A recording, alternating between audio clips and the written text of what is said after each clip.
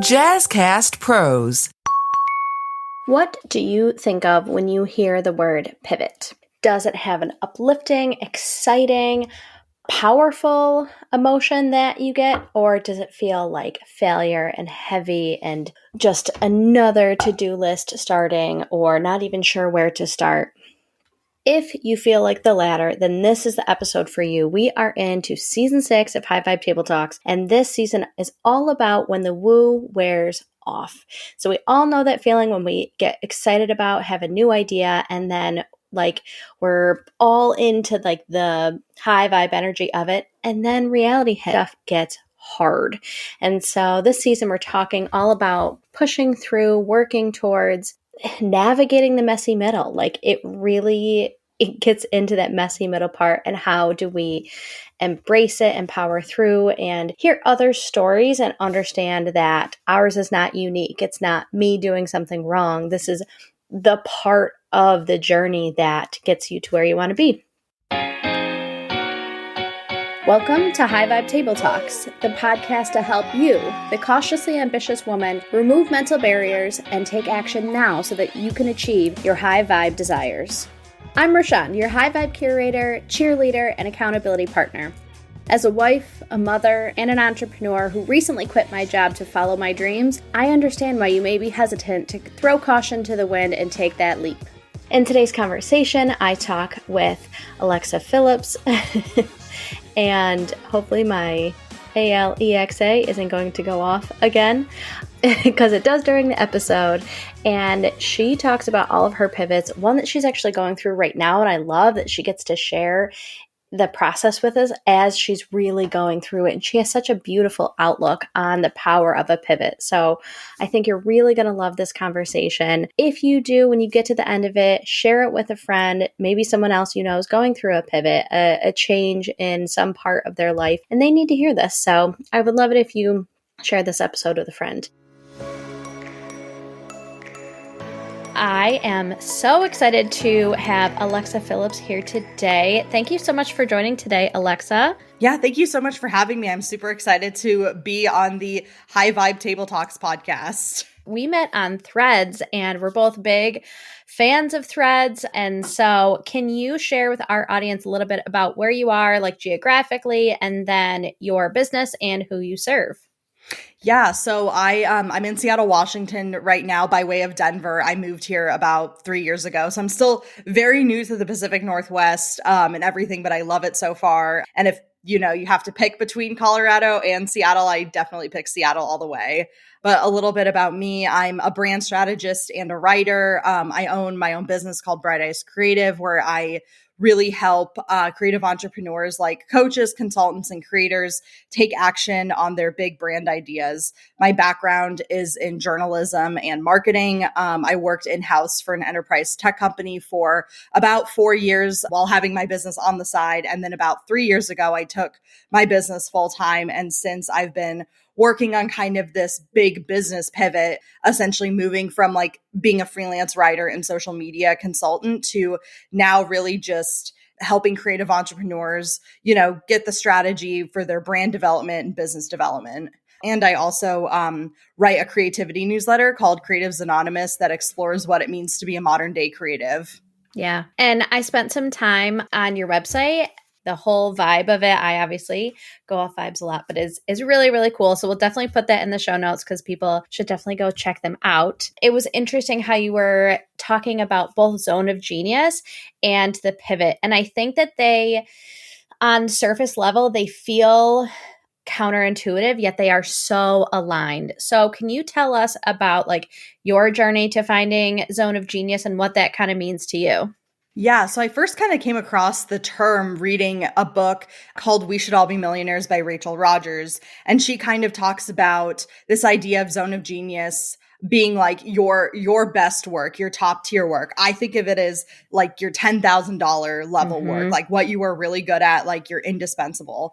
And so how I think about that, and really just this epiphany that has come over the last couple months for me, is really zone of genius being kind of this underlying thread in your work. It's kind of your biggest talent, your biggest strength, and your skill set is just kind of how you choose to deliver it. And I think a common mistake that people say is, oh, well, my zone of genius is my skill set. Like I'm a brand designer, but I'm like, okay, well, yeah, you are a brand designer, but like what goes into that work that makes you like an exceptional brand designer? For me, finding my zone of genius, I really kind of came to the epiphany that for me, it's around ideation, brainstorming, and strategy.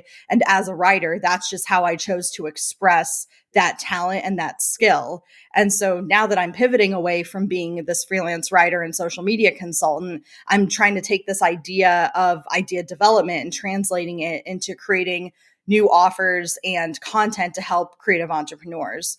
So I think, finding your zone of genius is really what's going to make you indispensable as AI kind of starts building traction and starting to take away and change how skill sets are being performed. So I think it's really going to be the way for us to find like the talent that is going to keep our work alive and bring our human value, whereas like the skills could be changing because of the rise of AI. I've never thought about zone of genius when in terms of AI, because I just wasn't deep into AI when I have really like latched on to my zone of genius. So I find that really, really interesting. Like in Rachel Rogers' book, she does such a good job of explaining in simple terms, like I could learn how to change my own oil, but I'm going to spend money to have somebody else do it because that's not my zone of genius. That's not the thing that's going to make me a millionaire. So I love that you brought that book up. And I think one of the things that I've seen with zone of genius is like, oh, well, I was really good at math, so I should be an accountant. When it's like, I fall asleep like looking at Excel spreadsheets. So even though I am good at it and other people tell me, oh, you should do this, really looking internally is where you find your zone of genius. So how do you decouple what other people tell you you should do, releasing all of that to hone in on your zone of genius? Yeah. And I think just because you can do it doesn't mean you should. Like, there's been so many elements of marketing that, especially when I started my freelance journey, where I'm like, oh, yeah, I could totally do that. And it was things like setting up Facebook ads, like doing email marketing, like doing more the analytical side of things. I'm like, yeah, I could do that, but like, that doesn't mean I should do it. And I think a big part of it is really just figuring out what excites you and lights you up, not only what brings you joy, but also can add value to the people that you serve. And then I think you really can create this niche and specialty for yourself that's unique to you. And it's this value that you bring to the world that's a culmination of your experiences, expertise, influences, and worldview. Like I said earlier, it's more than just your skill set. It goes beyond whether you're a brand designer or a writer. And I think it's something that you can theoretically apply to any skill set. And I've seen it with my own skill set. Like, I'm trying to make this pivot and I'm applying what I did as a writer and now putting it in a different context. But that zone of genius doesn't change. Just the vehicle in which you're delivering it is. And like, I like to think of it with like AI. It's like AI can take your skill set, but they can't take your talent. And your zone of genius is really just like your hidden talent. Like for a writer, for example, what can they do that AI can't? And then that's the part you need to tap into and capitalize on to really just be AI and really make yourself still indispensable. Yeah. And I like using the metaphor of like spokes on a wheel. Like your zone of genius is like the hubcap or the center of it. And then like how you decide to release it in whatever era, because it could look different based on whatever season of life that you're in. And a lot of people look at a pivot as like, I failed, I was wrong, I was bad, I didn't do enough. But based on our conversations, you look at pivots as like shedding of old versions and like just opening new doors. So if someone feels shame or negative emotions around a pivot, what would you say to them? Life is too short to be doing things that we hate. That's like, and one of my biggest mantras in life is I don't want to die with regrets. Like, I want to be able to do everything that I want to do because I never want to look back and say, oh, well, I wish I had the courage to do this. I wish I had the courage to do that. I wish I did this. It's like, no, just do it. And I think pivoting, it's kind of a key for survival too, because as you go into the world and like as economic things are changing and as technology is changing, like you need to be adaptable and flexible. You can't just say, hey, I'm going to be doing this, only this one thing, screw whatever happens. But it's like you have to really take note of what the market's doing and what the landscape is doing so you can survive. Even look at the pandemic, people had to pivot their businesses and pivot what they were going to do because they needed to survive. So I would just say, look at it less of like a failure thing and look at it as something that's more strategic that can actually benefit you. And I've seen business owners who've pivoted 2-3 times before they actually find the one thing that they're like, yes, this is what I'm going to go all in on, that like really aligns with what I'm good at and like aligns with the type of business and fills a gap in the market. One of the things that is important as business owners, entrepreneurs, and like we do have the flexibility as like having a small business instead of trying to like pivot a yacht, I'm pivoting like a canoe. And so it's much easier for me to do that versus General Electric or whatever. But there is also the idea of perseverance is so important as a small business owner and to keep going. And so how do you know when the pivot is the right thing versus I just need to keep going after that idea and persevere? How do you manage both of those? Not to be punny here, but it really is kind of a vibe. Like it really is like you have this feeling that like, yes, this feels right. And this aligns with what I want. And for me, this most current iteration that I'm working on building with my business feels right to me. Like it just feels like, okay, I'm really in my element here. I'm really doing what I want to be doing. I'm really doing things that make me feel authentic and bold and really the best version of myself. So I think once you kind of like hone in on that, where you're feeling like you're in the groove and in your element, I think that's kind of when you know that you're moving in the right direction that is in alignment with your vision and your values and really the type of life you want to live outside of your business. Entrepreneurship is, if you don't want to do some hard effing internal work, this is not the path for you. Because like, oh yeah, absolutely. Like I've been soul searching for like 7, 8, 9 months. Like every single thing of clarity you have is like getting you that much closer. But yeah, you have to do a lot of soul searching, a lot of internal work, and it's really a self-discovery process too. I was on my mastermind call the other day and one woman, she was like, this was right for this person in my life and this was right for this time in my life. But like none of those work for me right now. And so I just have to really look inside and say what is right for me. And we don't necessarily have a society that appreciates it or teaches us how or like gives us the space to do so.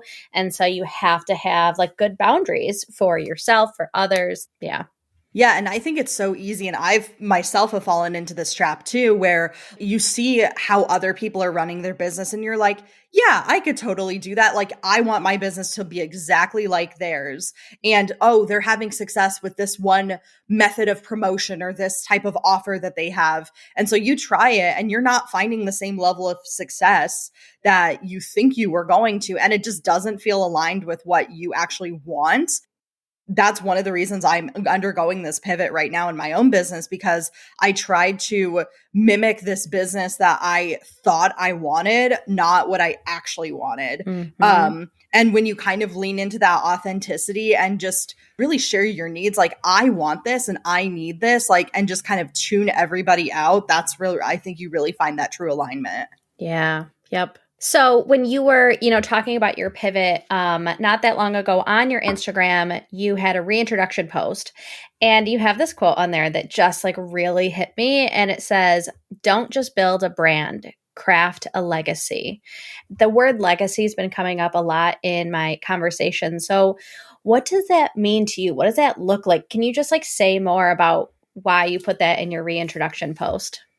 Yeah, I mean, for me, legacy and impact are huge drivers of my work. That's like one of the reasons I wanted to pivot, because working for big enterprise companies where there's like tens of thousands of people and like, your work is getting reviewed by like, I don't know, anywhere from like 3 to 15 different stakeholders, and it gets changed and it gets edited. By the time the final product gets up, you look at it and you're like, oh, well, this doesn't even sound like what I did. Like, what was I even here for, you know?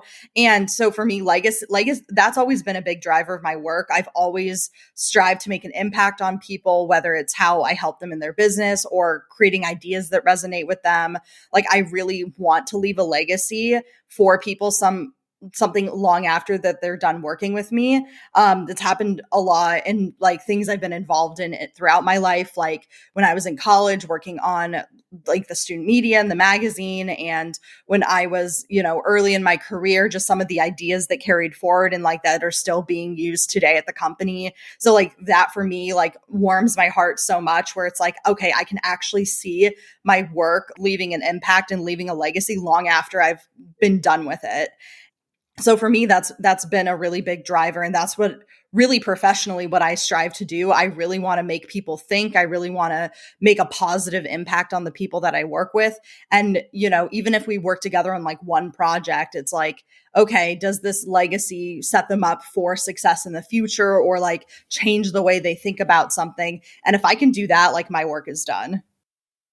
Yeah, that's really, really beautiful. And I've always thought about it in terms of like ripple effects, like the ripple effects that I get to have, because like, you know, I work with other women entrepreneurs around like accountability and support. Like I'm not the one doing the work, but I'm creating space for them to do incredible things. And like that ripple effect for me just like could bring me to tears at the drop of a hat, because it's just like so beautiful. One of the other things that is frequent in your content is talking about monetization. And that is a huge thing as creatives, as entrepreneurs. A lot of times I think we undercharge, or we like struggle to find where we fit in the market. And so how should other entrepreneurs like think about monetization and like not, I think undercharging is like just part of the process. Like every entrepreneur for the most part is going to do it. But what kind of advice would you give to someone who is figuring out where they are with their zone of genius and then how to charge for it? Yeah, I mean, my first thing is like, you always have the skills and the expertise. And like, I think we forget about that. I've been so guilty of this. Like, we undersell ourselves and our experience. Like, I have 10 years of experience as a writer. Like, I've been writing content on the internet for 10 years. I forget that. And I end up taking these lowball offers. And I'm like, what am I doing? I'm like, I have senior level expertise here. And so I think we forget about that because we're so desperate for the sale and to get the new client signed and all of that, that we're like, what am I doing here? So I think like experience and skill is like the first thing, and we can't undersell that. And I think a lot of it's just like belief too. Like we have to believe that like we deserve a seat at the table, which I think a lot of us feel like, oh, there's always going to be someone else better and whatever. But like you're unique and you have like a unique view and a way that you process and do things. And like that really needs to be taken into account. And I think we're also way too responsive to the market and like bending to fit the will of people who end up being poor fit customers, because you know what they say, like the right fit customers like won't scoff at your prices. They'll be the ones to be like, great, like the invoice is sent, whatever. And it's always the people you try, like these poor fit customers who will budge you on every dollar and every cent and every piece of your scope. And those aren't the clients that you want in the first place.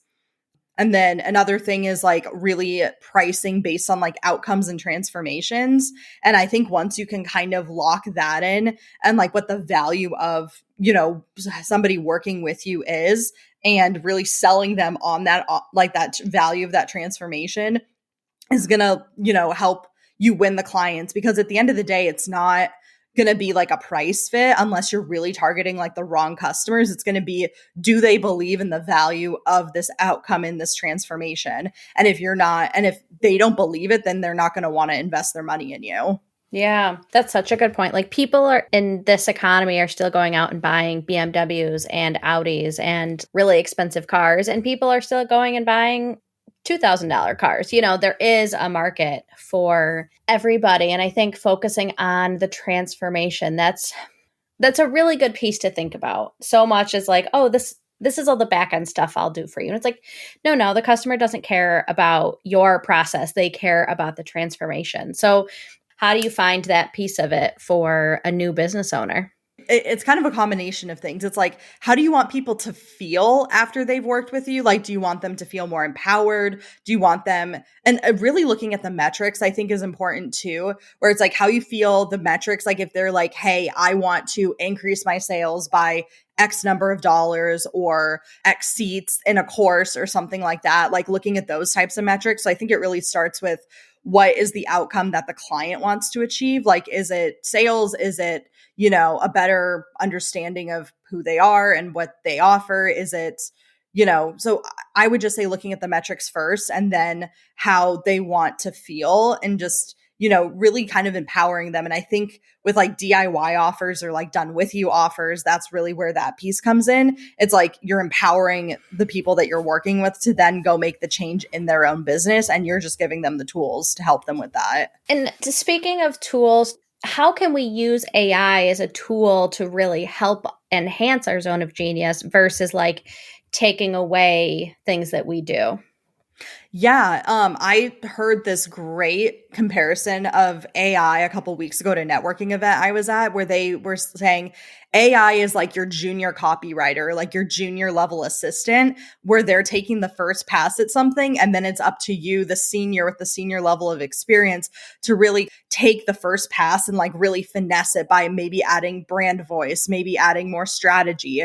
So I think AI can really be useful in cutting some of the mundane stuff that we're doing so we can free up our capacity to then work on the big value driven work, that $10,000 level work, because all the manual stuff and like the mundane tasks are being automated with AI, and it's allowing us to free up our mental capacity to do something that's more valuable. Yeah.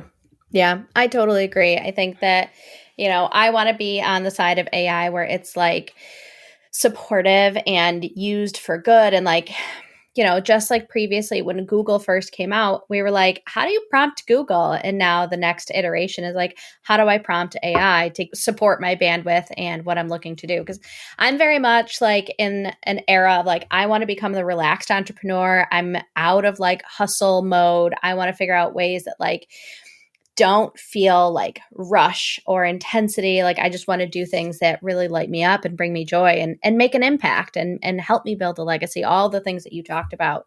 I could talk forever with you before we got on. Like we didn't really have a video chat before we hopped on. So I was like, I don't know how this is going to go. But as soon as you got on, I was like, this is going to be great. And I really think it has. So Alexa, are you ready to get into the lightning round questions? Yeah, absolutely. Sorry, I don't have an answer for that. It literally happens to me at least once a week for whoever has one in their house. Like it always goes off, and it's so funny, and it's also a great way for people to remember my name too. I'm like, oh yeah, just like Amazon, Yeah. All right. Question number 1 is, what is a must-read book? The one that has kind of changed my mindset and my thinking this year has been 10X is Better Than 2X by Dan Sullivan and I think Dr. Benjamin Hardy. I think that's the other guy's name, but great read if you're looking to kind of take your business to the next level. Yeah. You're like the third person that I've heard say that like on Threads this week. It's crazy.